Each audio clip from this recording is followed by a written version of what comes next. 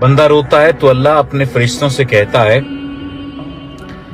जमीन पर भेजकर कि फलां बंदा फला जगह पर बैठा है और रो रहा है, उसे तसल्ली दो, उसे चुप करवाओ।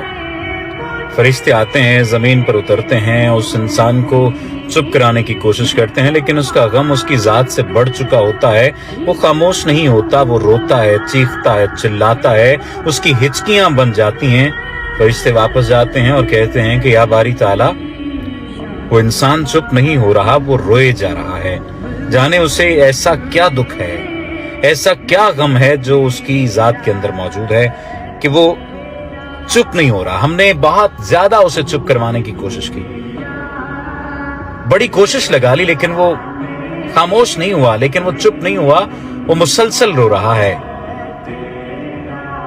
तो अल्लाह पाक कहता है कि मुझे पता है मेरा बंदा क्यों रो रहा है, मैं जानता हूं, क्योंकि मैंने उससे उसकी बहुत ही दिल अजीज चीज, दिल अजीज शय, दिल अजीज इंसान ले लिया है,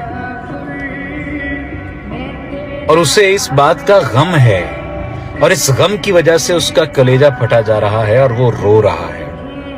लेकिन मैं ही अपने बंदे के दिल में ये बात डालूंगा कि उससे बेहतर अता करूंगा जो उससे छिन गया। और कह दो मेरे बंदे से कि ला तकनतु मिन रहमतिल्लाह, कि अपने रब की रहमत से मायूस ना हो जाना।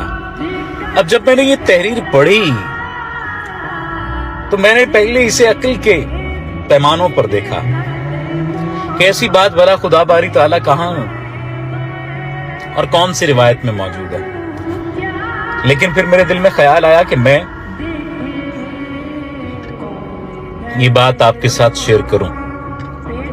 अगर आप भी रो रहे हैं किसी इंसान के चले जाने पे, किसी शय के छिन जाने पे, किसी माली जरिए के चले जाने पर, किसी माली सबब के छिन जाने पर, किसी भी चीज के दूर हो जाने से अगर आप परेशान हैं, गमगीन हैं, अफसरदा हैं, तो परेशान ना हो, क्योंकि अल्लाह ने ये खुद कह दिया है कि अपने रब की रहमत से मायूस ना होना।